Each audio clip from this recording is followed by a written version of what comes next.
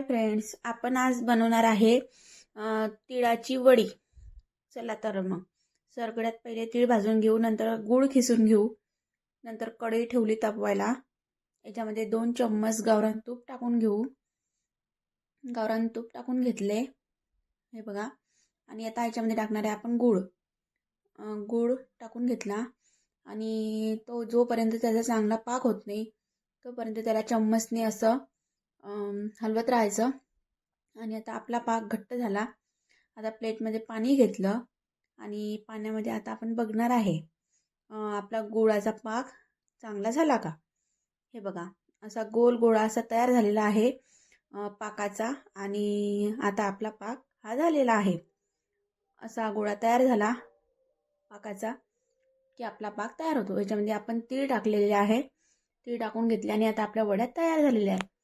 हे बघा, अशा खमंग आपली तिळाची वडी तयार झालेली आहे। या मग खायला। आणि माझी व्हिडिओ आवडल्यास लाईक, शेअर आणि सबस्क्राईब करा। थँक्यू। भेटू मग पुढच्या व्लॉगमध्ये।